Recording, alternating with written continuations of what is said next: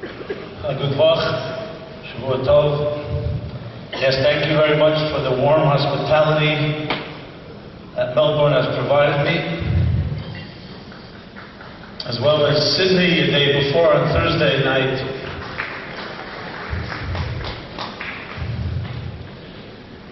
Want me to mention all the cities and give an applause for all of them?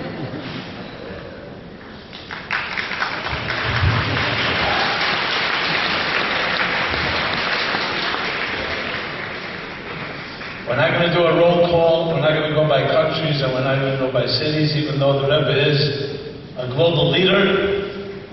So we'll just suffice to say, it covers the entire span of this planet and beyond. The truth is that though I do some public speaking here and there, I do give classes and write,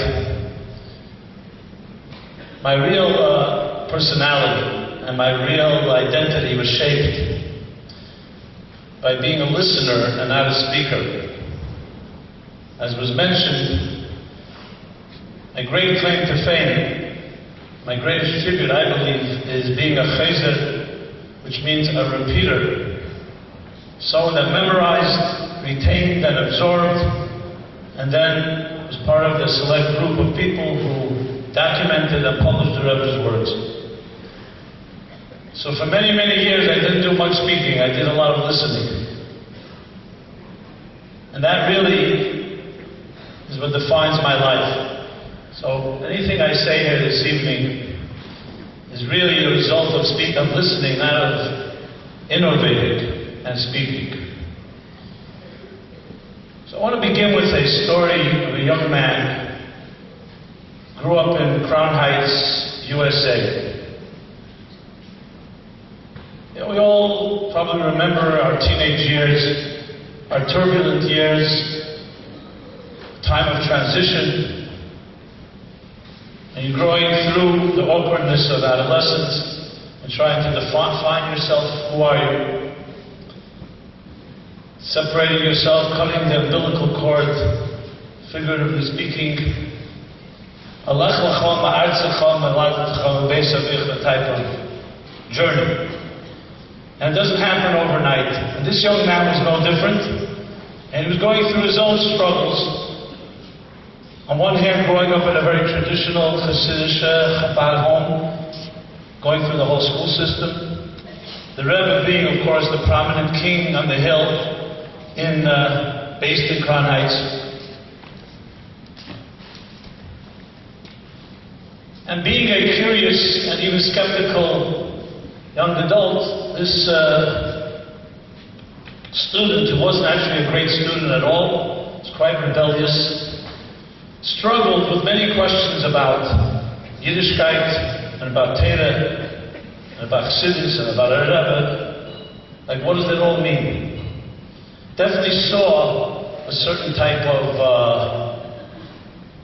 lack of a better word, certain herd mentality. Many people following a certain cultural environment with all the pressures that come with it. But for this young man, actually, that was not very appealing, because he was looking for something like unique and individual, and not just follow the crowd. He was a very voracious reader and read from all different types of books and ideas. And most of his struggles were internal, they weren't expressed externally. Essentially, a rebel. Maybe a rebel without a cause. And as he was going through his struggles, it happened to be the Rebbe was speaking precisely about this topic. So it caught this young man's attention, and the Rebbe was speaking about the rebellion in young people. And specifically, that was a period in time, the rebellion of the 60s in the United States, maybe all over the world, but definitely in America. A rebellion that really created tremendous upheaval and changed society as we know it. And the Rebbe said, to paraphrase briefly, that many people think the rebellion of young people who challenge the status quo and they challenge rules and authority and establishment is coming from a bad place. Because they're not conforming, they're not listening. Chutzpah. As the Gemara says, the end of Masechta Seder, one of the signs, the end of days before Mashiach comes, Nikvus in the Mashiach, will be the Chutzpah Yazga, the audacity of young people speaking back and not respecting their elders. And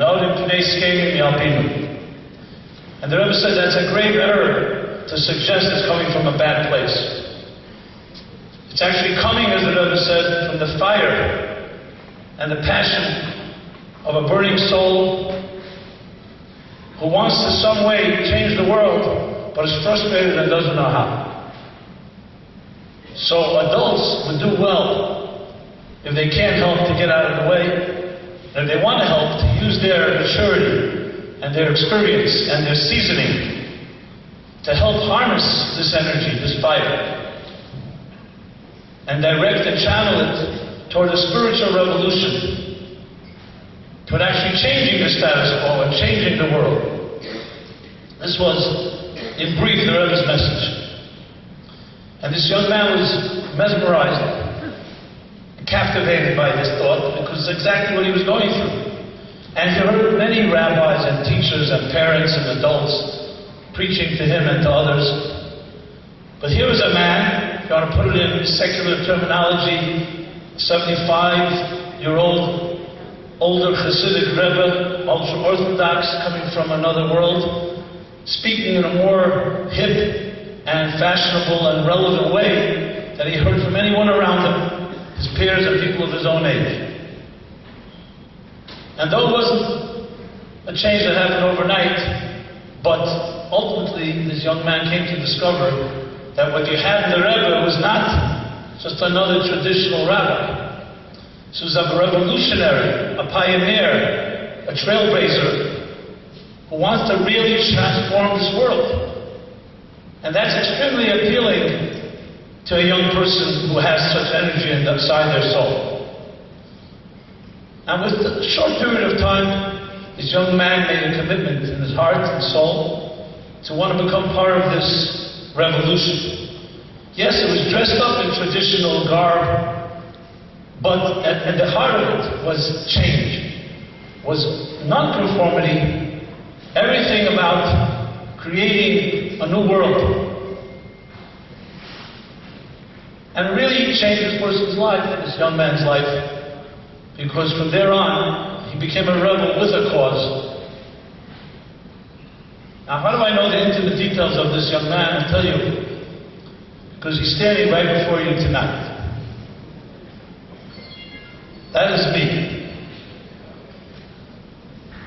Now, without going into all the details and full confession of all my transgressions, I will say that once it resonated with me, I would say even musically, the poetry and power of the Rebbe's vision, which of course is the Torah vision and the vision of Chassidus, that's here thousands of years, but the Rebbe channeled it in language that we can all relate to. I never look back. So though it's many years, I'm exactly that same 17, 18-year-old, with a few more years of experience, and that soul, that burning inside of me, which was ignited by the Rebbe, continues to burn even more intensely. So in that sense, 25 years of Gimmel Tammuz, as sad as it is on one hand, I see it, and I believe we should all see it, in the spirit of how the Rebbe would want us to see it, which is a catalyst to even more embrace the revolution that the Rebbe launched back in 1950, based on the revolution that the Frierdiker Rebbe and the Rebbe before him launched, the Alter Rebbe of Shem to go all the way back to Moshe Rabbeinu and Avraham Avinu. So I made a commitment at the time that I want to access and I want to connect. And the best way was to get involved in the work of writing and documenting and remembering the sichos. And I was very intrigued by the process. And that's what I did. I hung around. and ultimately had the schus to become the main writer of the Rebbe's Sabrenitz. And my real ulterior motive was, besides being part of documenting history, was really to have access, to be able to ask questions, which the Rebbe, of course, loved and encouraged, to even challenge, not challenge in a disrespectful way, but to probe and to discover more, bring out from the Rebbe his genius, his brilliance, his geheimnis in every area of life and every area of Torah. That's what I did. A lot of it was behind the scenes, but I exploited the opportunity to the fullest.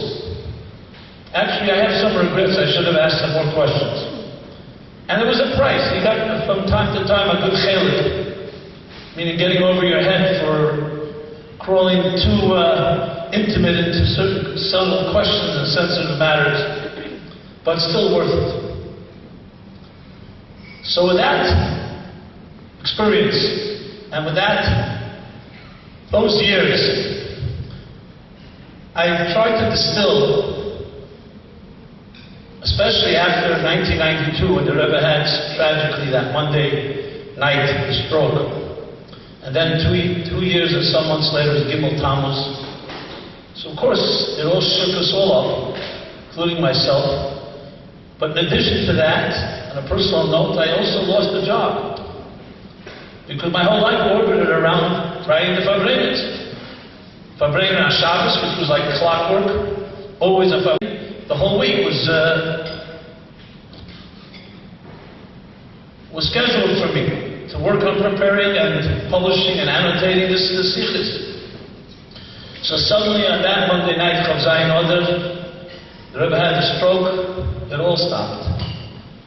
I'm not suggesting this is a tragedy, my own personal loss of a job, but for me it affected me in that way, and I had to revisit and repurpose my mission, so to speak. And it became very clear very quickly, because I remember the sikha the Rebbe spoke 6 weeks before the stroke, and he said exactly that. He said, when a Rebbe has a stroke, those that heard what he said, that listened to what he said, should be his mouthpiece. And that's when I made the determination to write Toward a Meaningful Life, and to dedicate my life, the next stage of my life, to do exactly the same thing. To take the Rebbe's words, but this time, not just in its original Yiddish, and all the Hebrew sources, and all the scholarship, but to present it in palatable terms to people of all walks of life. So my mission just continued in a different shape and form. And as a result, I had the great privilege to meet so many different types of people from different backgrounds, and I saw with my own eyes, witnessed a living demonstration of the Rebbe's impact, not on one small group or several groups, literally men and women and children from all ends of the spectrum, from the most observant and religious to the most what would be called, the Rebbe wouldn't like this term, but secular, Tanegi Shenishbu, people who did not have the opportunity to have a Jewish education. I could share with you some very fascinating interactions, because when these worlds clash, a world that I come from, a world like that of skepticism and even cynicism, interesting sparks fly. But I do want to share, and I'll weave in some anecdotes, a few key points, because at the end of the day, the Rebbe would always tell us that any gathering and any conversation and any talk should be measured by one criteria. What are the results? When people walk away, was it just inspiration? Was it fun, entertaining? Or to walk away with achlotas tevis, inspired to actually act? And if that doesn't happen, the Rebbe's own words would be considered dvarim betelim, wasted words. Now, I've already been guilty of that many times, but tonight I hope I try not to be. On Gimmel Tammuz night, to say some things that all of us can go away with, including myself, that can really live up to what the Rebbe wants of us. Because God Almighty, 25 years have passed, You know, what they call insanity is doing the same thing and expecting different results. So, if a day like this is meant to be anything, it's to inspire and shake us up in a positive way to actually do something different. Not chas v'shalom, a different Torah mitzvahs, but different initiatives, something new, something fresh, something exciting, something passionate.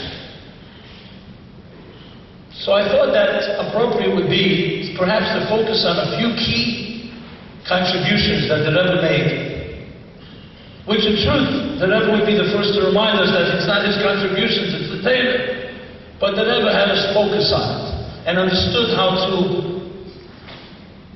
translate it into the language of the contemporary world. Like anything really real and good, that the most original ideas are actually ones that were here from the beginning of time. Like that professor who wrote this magnum opus, and he presented it to the wizards of the world, his great thesis, and they came back with a unanimous mark. They all said, the paper is both good and original. So he was so relieved to hear such validation. But then, they added, we all also felt that the part that was good was not original, and the part that was original was not good. Because the most original ideas are the ones that were always here, but they're embedded, they're trapped. It meant a lot of clutter. So I'll take 5 points. I would even call them transformative principles. All taken from the Rebbe's words, Fabrengens, letters, Yechidus, Sedlach, notes that he wrote. And obviously, by no means is this a definitive study, but I think it captures at least part of some of the greatness of the Rebbe, and most importantly of the Rebbe as he lives on until this very day and on. You always like to have acronyms, so I couldn't find a really good one, but the best one I could find was the 5 letters that represent these 5 principles is MIPOD, MIPOD. So they stand for mission, initiative, persistence, opportunities, and destination. First and foremost, we have 7.5 billion people on this planet, and growing as we speak. 14.5 million Keyirgu Yidden, Jews. If you had to take a rough guess, how many of these people, if you went over to them right now and said to them, why are you here on this earth, would have an answer, and not just some generic platitude. Real answer. How many of you have a mission? Now, you don't have to be a business professional to know that there's no company on earth, and there's no organization and no entity that could function, and definitely function efficiently, without what they call a mission statement. And if a company doesn't have that, there's nothing to talk about. There's no way it can succeed. So if a business can't function without one, so here's the question: can a human being function without one? Can we as individuals function and be successful in life without a mission? So what is your personal mission statement? And I've asked this to people you can imagine from all walks of life. And the answer most people give: to be happy, to make money, to bring up a good family, a Yiddish family, a Yiddish family, for those that are in that world. They're all beautiful values and ideals, but they don't qualify as a mission, because a company that says our mission is to make money, or our mission is to cultivate happy employees, it's not a mission. And first of all, every company is supposed to do that. Second of all, it's nothing unique. A mission, if I can mention maybe one of the most famous ones, is Google. Professor Rabbi Google. What is Google's mission statement? to organize all the information in the world and to make it readily accessible. That's it.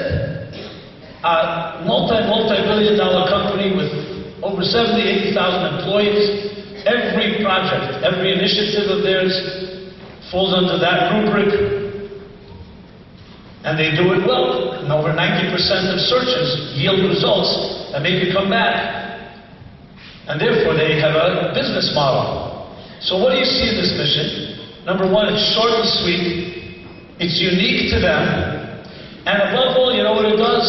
It's not about them. They're not saying we want to make a lot of money, which of course they want to do. It's about you and I. What need are you serving? How are you helping the world? How are you helping people? So I would say, maybe above everything else, the Rebbe made it his mission to wake it up in us, our mission. And that's when you hear the word. I specifically didn't use the Hebrew word initially because I didn't want anyone to yawn and say, I've heard that 1,000 times. The word is called shlichus. The Rebbe coined that word. A shliach. That every soul on earth is a shliach of God's sent here. Did not fall here by accident. Everyone has an indispensable mission to accomplish that you and only you can accomplish. A shliach of Hashem, by extension, a shliach of the Rebbe, shluchim, shlichus. The best translation in English is emissaries, people on a mission that know exactly why they're here. The general mission is to make a dira b'tachtenim, to make this world, this mundane, material world, into a divine home. And the specific is to find your particular way of doing so in your corner of the world, wherever Hashgacha Pratis has led you, with your unique skills and faculties, and with your particular opportunities that you have that others don't have. And every yechidus and every encounter, whether by dollars or, as I said, private audiences or by fabrengens, it is always the undercurrent. What are you going to do to fulfill the mission for which you were created? The Rebbe sometimes said it explicitly and sometimes implicitly. You heard in the video here of all the fellows, the people that were interviewed, Rabbi Sachs and the others. You heard it in Rabbi Wolf's beautiful presentation. And ask anyone, that was exactly the message. And you can never get away from it.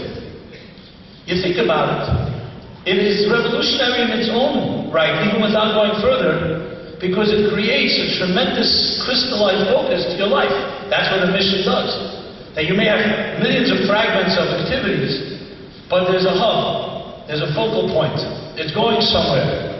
And the Rebbe said it himself in his first Maimer, Bosilagani, the mission of this generation is a Deir Hashvi, by Tulda, by nature. We are the seventh generation, and like Moshe Rabbeinu, the seventh generation from Avram Avinu, we will bring the Shekhinah Lamata and Gula Amitis V'Ashlema V'Shachanti V'Seichel. Clearly stated the mission right at the outset when the Rebbe accepted formally leadership.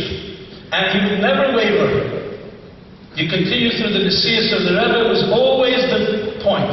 He didn't mention it actually that often, Deir Hashvi. In the later years, in the 90s, the Nuns, the Mems, late Mems, that language came back. But it was always clear that that is the direction. We're not going here, we're not going there. We have a destination driven by this mission. And every person that ever met and every word he uttered was always, what are you doing in fulfilling that? And it changes your life when you have a mission. As I said, besides focusing, it creates a compelling sense of urgency, which leads me to point number 2, the I, initiative. The Rebbe abhorred, if I can use that word, when people told him, I don't know what I can do. I find myself in a situation. Rabbi Sachs, he didn't mention it on this video once, said that he told him, I find myself in a situation that I can't do anything on the campuses. And you know what the Rebbe said to him? I never heard a Jew say he finds himself in a situation. You place yourself in situations. The idea that you don't control your destiny. Obviously Hashem has plans. But whatever you're able to do, you have to take initiative, to be proactive, to make things happen. Not be an observant Jew standing on the sidelines and watching other people do things. or waiting for someone to do something. What are you doing in this particular predicament or situation? I was bar mitzvah the year Transformative, 1969, 1970. That's Simchas Torah, Transformative, still 1969. So, as a proud bar mitzvah boy, growing up in Crown Heights, Simchas Torah, we always had the schus, the merit. We would sit under the tables when the Rebbe would dance hakofas. So around the Rebbe there was tables. At that point it wasn't even tables, it was milk cartons or whatever it was. When you think back, it was quite dangerous, but it always worked out. So we little kids were down there below. The Rebbe would bend down and give us the sefer Torah to kiss.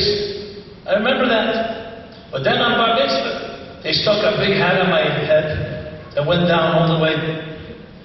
And I thought I'm an adult. You know, adults don't sit under tables. So I asked one of my uncles, I said, maybe you have a place? Yeah, I'm standing there, me, the bleachers. 770 was then still in transition. It was not the small 770, they were beginning to expand it. And there I was, proudly standing, the Rebbe dancing hakofas, watching from the bleachers, as they say.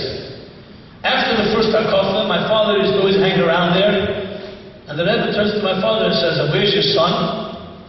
So always dance with us down here below. So my father proudly points, there I am, this little shmendik in the bleachers, smiling and beaming. And the Rebbe looks to my father and says, everyone a spectator. He already also became a spectator. And obviously, they told me that I should get down to the floor. And that year, actually, all the Shebachim that heard that, no one ever stood in the bleachers Simchas Torah anymore. They went down on the floor on the ground. So maybe the Rebbe implanted a bug in me that I shouldn't be a spectator. I should be more of a disruptor, more of an active player. So in Crown Heights there was, every community has its characters. There was a man called Shimshon Stock. He was like the milkman of Crown Heights. Closest approximation. And he, before the Messias of the Rebbe, meaning before 1950, he had an opportunity. I guess the Rebbe was trying to get him inspired to do some learning. That Motzei Shabbos, every Saturday night, 15 minutes, 20 minutes, they would learn Gemara together. Every Saturday night, every Motzei Shabbos. One Motzei Shabbos, the Rebbe comes. He was not the Rebbe yet, he called it Amash, acronym of the Rebbe's name. The Rebbe comes upstairs at 770, and the Rebbe, he's not there, Shimshon's Stock's not there. The Rebbe's looking around, he goes outside, there he sees Shimshon's running to the subway station on Kingston Eastern Park. And the Rebbe motions to him, so Shimshon comes over. The Rebbe says, where are you going? We have a scheduled learning session now. Rabbi, the Rebbe was a Rebbe, and Rabbi, tonight, I have something more important to do. I can't tell you what it is, but it's more important. So the Rebbe says, that's not fair. I already designated time. We do this every week. At least tell me. So he said, yeah, okay, I'll tell you. The Brooklyn Dodgers are playing the New York Yankees. And I'm going to the game. It's a very historic game because those days the Brooklyn Dodgers were based in the Lubavitch World Headquarters in Crown Heights on Bedford and Crown Street, called Ebbets Field. Later, in 1955, they moved to Los Angeles. And when they played the Yankees, it was like a real rivalry, Brooklyn, New York, etc. That's where he's going.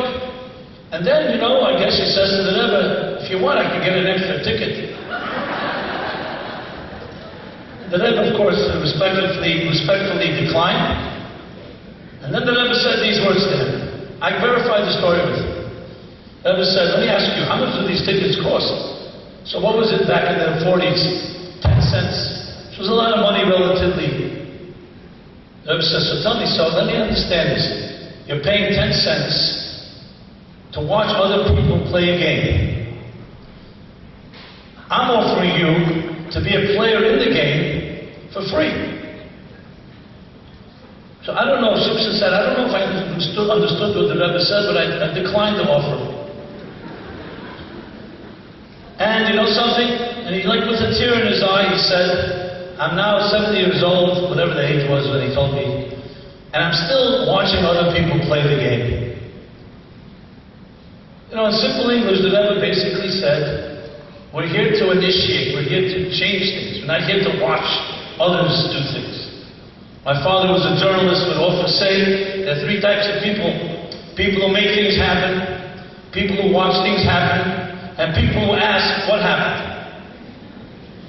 Today there's a fourth category called fake news. They tell you what happened that never happened. That's another story.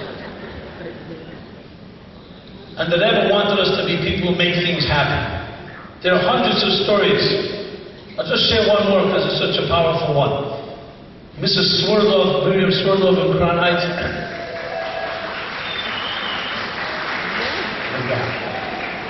Is this Swerdlov candidate for president? What is that? Okay, it must be family. So she was part of a group of women that went with the Chabad to the Midwinter Convention, and that year was the year, it was in Detroit, Michigan. Any applause for that? Yeah.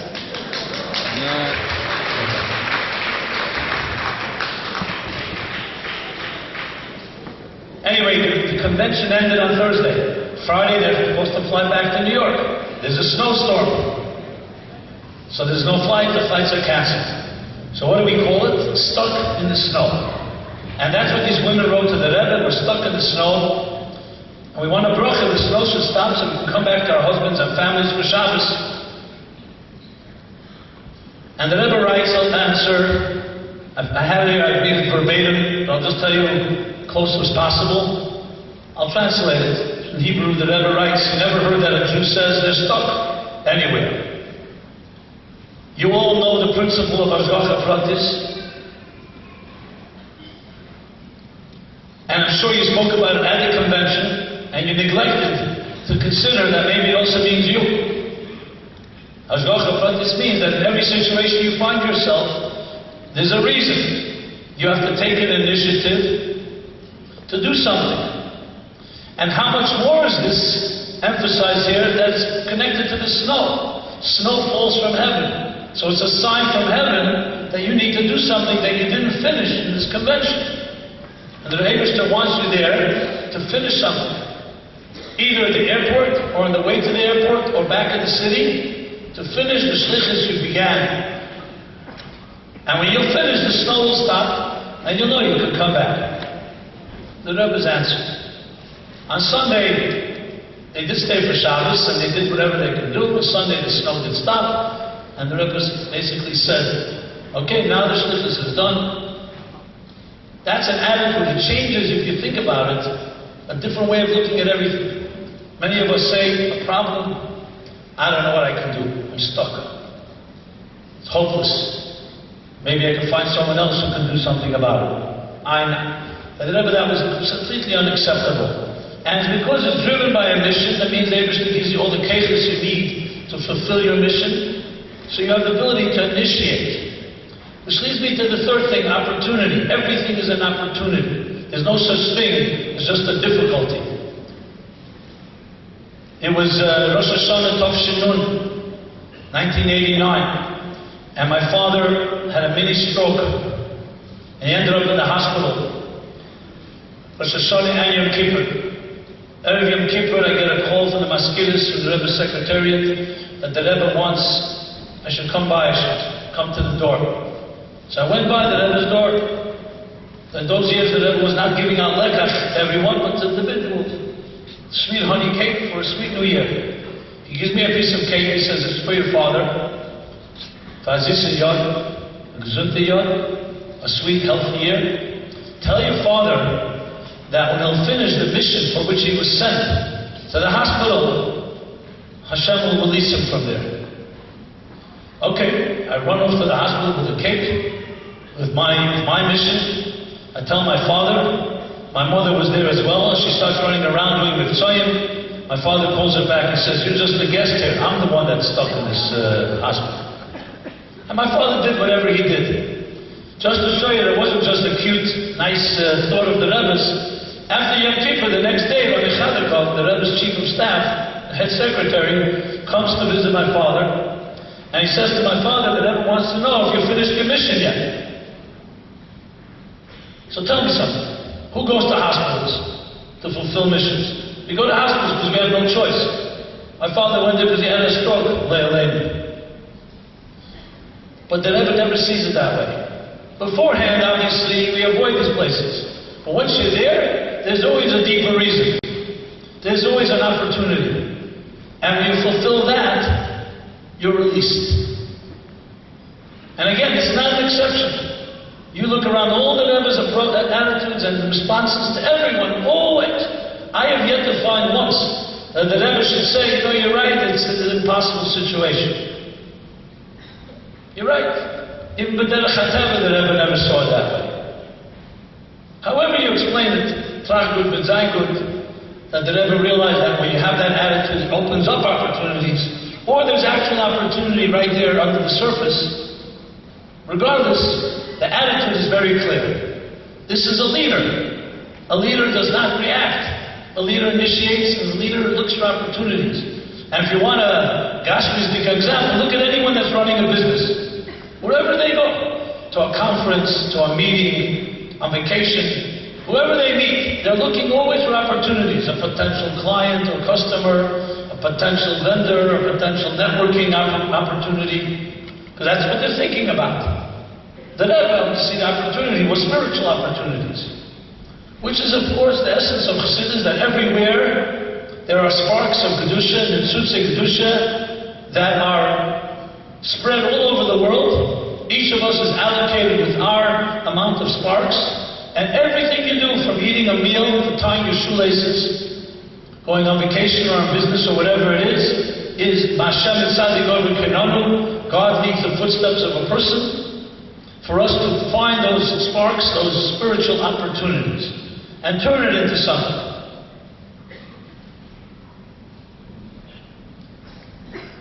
I actually skipped the P, so I'm going to go back a moment. I said mission, initiative, went to opportunities. Let me go to persistence. So here I was, a 10-year-old boy in Tovshel Chav Zayin, 1966, Sukkot. Sukkot, those years, the Rebbe would have a fabrik in the Sukkot, which was built right near 770. There's now like a type of courtyard there now. And that Sukkot happened to be torrential rains. The whole Sukkot didn't stop pouring. I remember that because, we Chabad, you eat in a Sukkot even if it rains. Now, Chabad Sukkot, as you know, are covered with a lot of heavy layers of evergreens. So that's good in the beginning of a rain. But that's terrible in the middle of a rain, because once they get saturated, these globs of water come from every direction. You're sitting there down your neck and up here and there and there. So it's quite uncomfortable. So I was a kid, I come to the Fabrengen sometime in the middle of the Fabrengen, the Rebbe is sitting up front. Of course, there's hundreds of people in the sukkah pouring. And said these globs all over. Everyone was there only one reason, because the Rebbe is there. But the Rebbe is completely oblivious. He's speaking with the whole intensity and focus and concentration. Fabrengen. Now, here's a little kid. I didn't hear the words, but this left an indelible impression on me. And obviously I say it today as an adult. I don't know how I processed it in my mind then, but I'll tell you what was left. This thing called a rain date. If it's raining, you have a reschedule, you schedule it for the next day. Second thing, they weren't eating a meal in the sukkah. It was a fabrengen, a little l'chaim. The Rebbe could have easily had the fabrengen inside 770, and they wouldn't say l'chaim. It's happened. No, without even a mitzvah to be sitting there. And as I said, there's no meal. This is the Rebbe's custom. He has a fabrengen sukkahs. It makes no difference. It rains, makes no difference. What I learned from that was the complete and absolute relentless commitment and persistence in the things you do that are right. That's why actually it was a great shock to all of us. In 1977, Simchas Torah, when the Rebbe had the heart attack, no one could believe that there won't be a fabrengen Simchas Torah by day. Or actually before HaKofos. Because the Rebbe never was like a lawyer's basis. You never saw a shift in the schedule. I once told a journalist who said to me, tell me something about the Rebbe that's impressive. So whatever, every time something comes to you, I said, I'll tell you something. Here's a man that I can tell you exactly where he was any given second for the last 40 years. So he says to me, yeah, where was he in the year 1963, June 4th, whatever. I look it up in the calendar, so I see it's the middle of the week. At what time are you asking me? 3:45. I said, he just finished Mincha, he's going back to his room. He says, how do you know? I said, because the Rebbe was completely transparent. He knew exactly where he was. He was like shocked. He gave me another one, I told him also. Then, before Ma'ariv, so on. The journalist tells me, you know what? I don't even know where I was last week. And frankly, I don't even want to know. And most people are that way. Man, 24/7 on duty. I remember he used to bring tears to my eyes. I used to walk after the Rebbe's Istalkus, and the Rebbe was then in his room. So you can see when the lights are on and off. I'd finish sometimes working late at night, like I'm talking about 4 a.m., and the lights of the Rebbe's room were on. You know, I said to myself, how could a person, human being, 24/7 be in a place, small little room, never goes out, except with a few things, never travels. You have to have that type of persistence, that type of commitment. It's like beyond human. Like, no, you know, all of us have times, a little break, hard work, but we're going to go on vacation. A project comes a day, okay, a holiday is coming, Shabbos is coming. This persistence is what struck me when I was 10 years old, and it affected my life, actually. When I started giving a class in Manhattan years and years ago. So we all have excuses. One week you're a little under the weather, the next week you're traveling or whatever. I remembered, I said that you start something, you never stop. And I learned it from the Rebbe. That type of kviyas, itim l'teira, it's not the amount, it's the consistency that changes things. And the Rebbe did change things because he was persistent, he never gave up. With people who were not necessarily on the highest caliber, the persistence of farbrengens and the hours and hours of knelling and repeating. I mean, how much patience you have to have, and commitment for that, persistence. And finally, talk about destination. I did the opportunities one already, so our destination. So why am I using the word destination? I'll tell you why. Story, I was giving a class years ago, as I mentioned, and the core group of the people were arts and entertainment industry. Mostly Jews, but they came from very different background than a traditional Jewish one. If you ask them, they would say their spirituality came from Zen Buddhism, or a thing called, if I may, with respect, and the rabbis will forgive me, a thing called LSD, which is not an acronym for Let's Start Davening. Okay? And if you don't know what it is, Tovei Aleichem Brochem.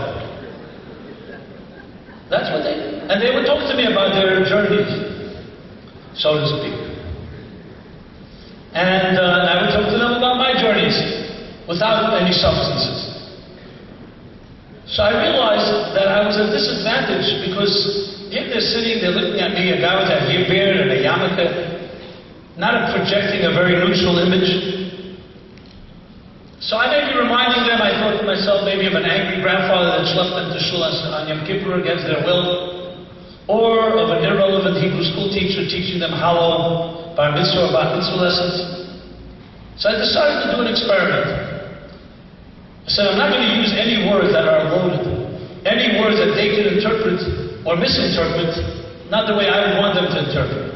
So instead of all the language, anything associated with Torah and Yiddishkeit, I created my own little language. Instead of God, Hashem, I use the word higher reality, or the essence of it all. Or if it was a particularly new age group, unconscious layers of undefined energy or something like that. Whatever that means. Doesn't matter. They thought they knew what it means.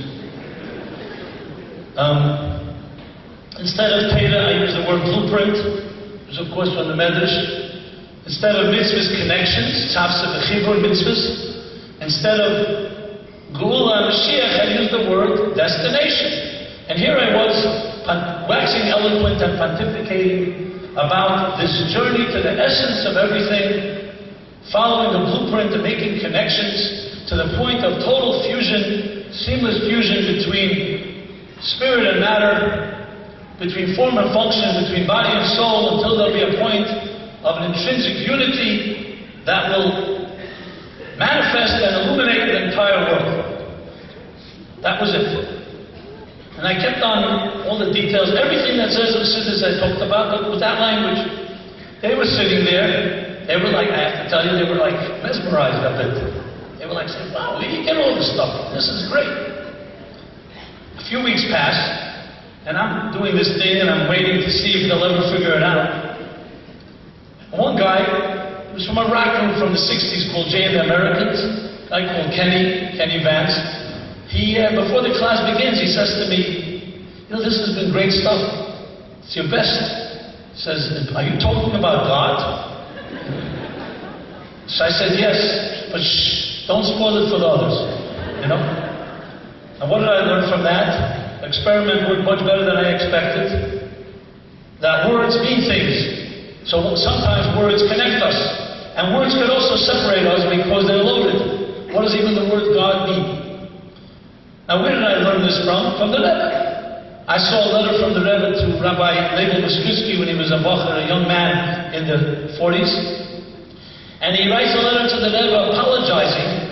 The Rebbe can explain to him the difference between Atzilus B'riyah, Yitzirah, and Asiyah. Why Atzilus is called Elam Ha'achdus, the world of unity. These are four spiritual worlds talked about in Kabbalah and Chassidus. Okay, four spiritual dimensions. And B'riyah is called the world of the Kisei, the world of the chariot, of the throne. And then he apologizes. He says he's sorry for asking the Rebbe such simplistic questions, but he simply wants to understand. And the Rebbe writes back to him, it's printed in the Igris cage. The Rebbe writes back to him, no need to apologize. On the contrary, I wish all the maskilim and all the big fashtei, all the big people who understand this would ask the basic questions instead of relying on these words like crutches. You know, it's easy to speak language that everybody is like in an inside club.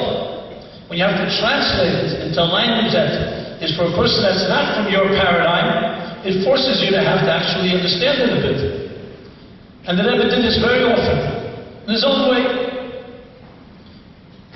So that's why, to say Geula Mashiach, no problem, you don't know what I'm talking about, or hopefully. But it's also filled with many stereotypes and a lot of controversy, as we know. You say destination, whole different thing. Destination, wow. What is a destination? What is the beginning of the journey? And that's exactly what it is. What does Chassidus tell us about the Geula? That it's not just an event that will happen at the end of time. The Alter Rebbe says clearly in Perek Lamed Zayin, chapter 37 in Tanya, that it's the end of a process, that every good deed and every mitzvah done from the beginning of time is like a building block. It releases energy. And when it all accumulates, it leads to Mashiach, Geula. Because the world has been transformed by these millions and billions of good deeds. And that's why the Geula is Tolei B'Maseinu B'Avintaseinu. Dependent on us, it's not just happening. We are partners and part of the unfolding drama. So, as the fifth point of the Rebbe's fundamental principles, I said transformative ones, of course the last one, and the most maybe important one, is the destination. Which of course is driven by the mission. And what is the destination? As the Rebbe made it clear, that we are at the end of the process. The Berurim of gathering the sparks that I mentioned have come to a conclusion. I'm not getting now into explaining it all, but it's clearly the words of the Rebbe. I'm not adding one word to it. And then we're at the Deir Hashvi, the end of the process. And it's our job to open our eyes, to be aware, to reach a higher state of consciousness, if you will, to receive this great revelation, which is not a miracle. It's a result of billions and millions and billions of mitzvahs and Mesiras Nefesh, of good deeds and sacrifices that our parents and grandparents and great-grandparents did. which is a Yisod in Yiddishkeit. What happened to all that they did? Rahman al-Islam to say that it all died with them. Tanya says, Yichud zeh nitzchi leil. A yichud of a mitzvah is nitzchi leil and good. It's eternal. However, we don't see it because we have fleshike material eyes. So if you really think about it, and the Rebbe, who has the vision and the bird's eye view, is telling us a simple thing. All that was done is now coming to fruition. We're reaching the destination.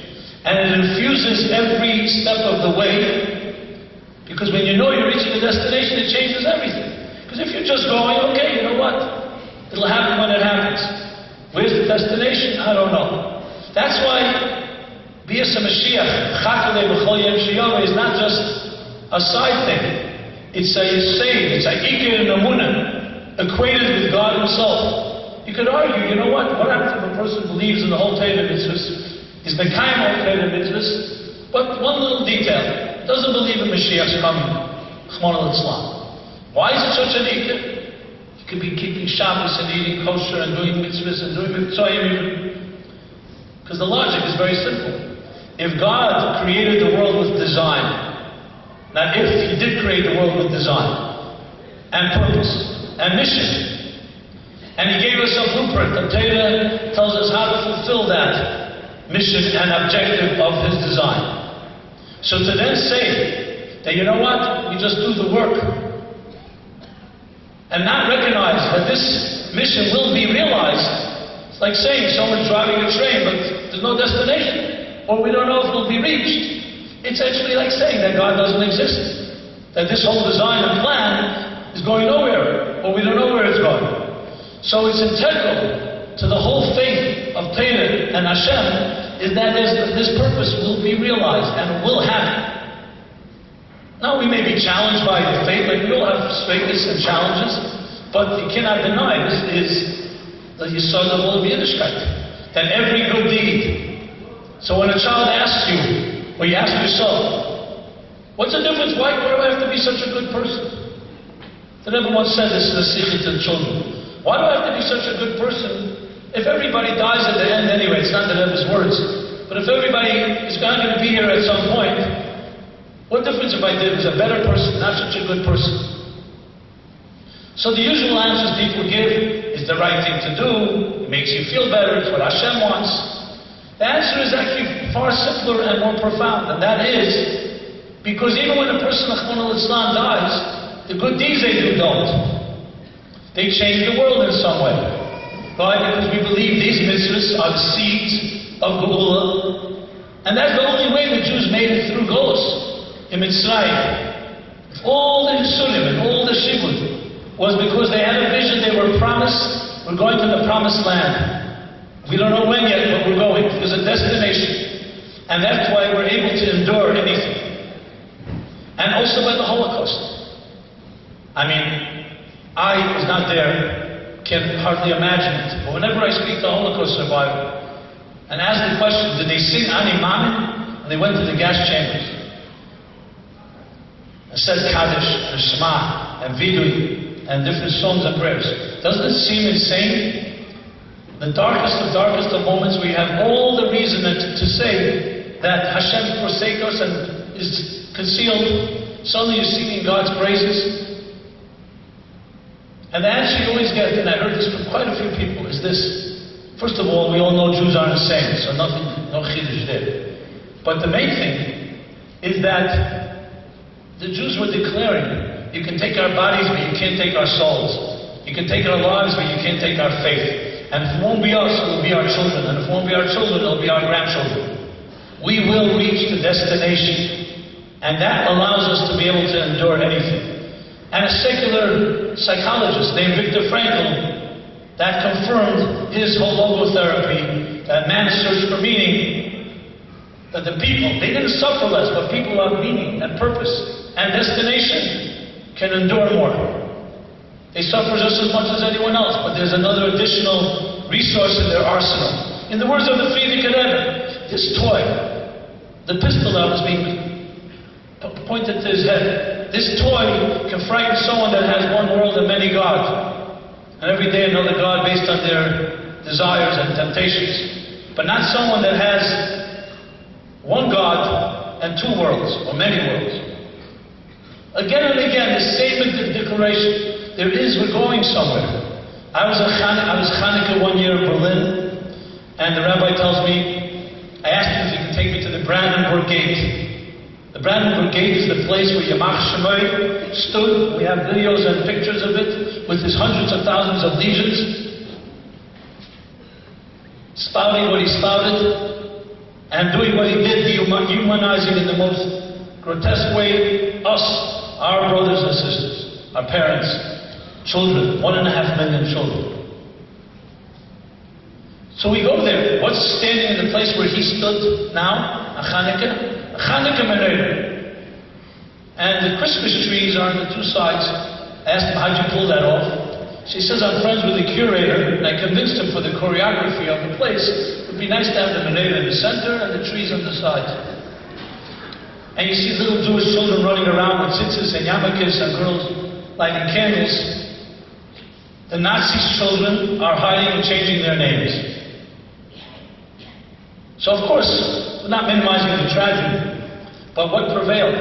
Like the Rebbe, Friedrich Rebbe said to Lulav when he pointed that gun.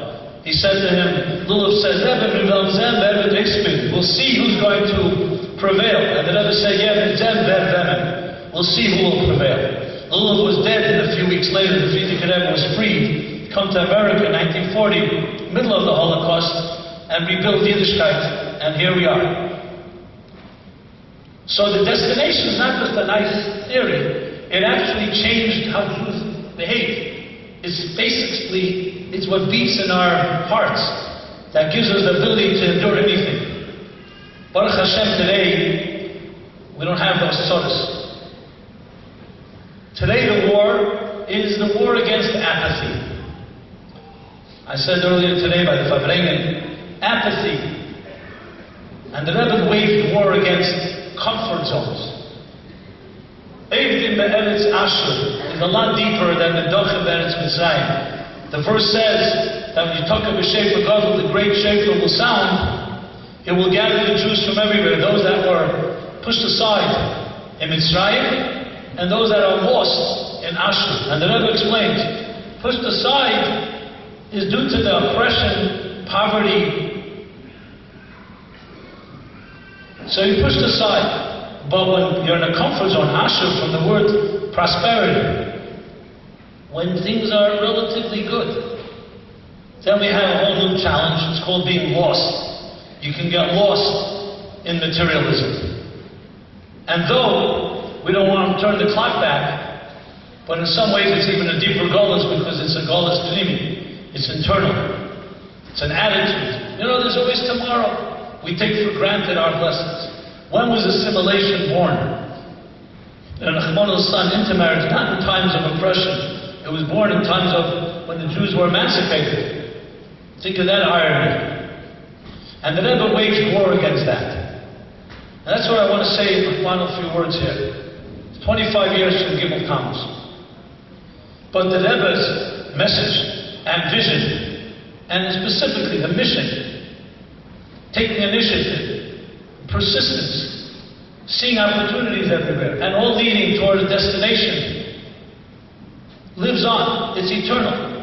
Any one of us that heard these words, any one of us that's experienced it, in our small little way, cannot deny. These things do not go away. They never forget them. They may sometimes go a little undercover. We get distracted, busy doing other things. But it's not hard for anyone that was touched to reconnect. So I don't know if there's a better way to honor the Rebbe and Gimmel Tammuz is by embracing each in our own way. What is your mission? We have a great gift. The Hashem, God sent us a messenger. His name is the Rebbe. And He sent him for a reason. The reason is that he should tell us and inform us and inspire us to what our mission is. Because it's so easy to get distracted. And that's what the Rebbe did.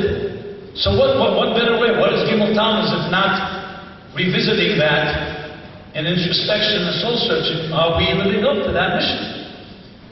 And are we doing it by taking initiative in every given situation? And the persistence that's necessary. and opportunities, and all infused with that sense of destination. There's no question each of us has a role to play. And as I remember once at a Fabrik, the Rebbe looked around, not very often that it happened, when he said, everyone here and everywhere has something unique to contribute that not even Moshe Rabbeinu could have done.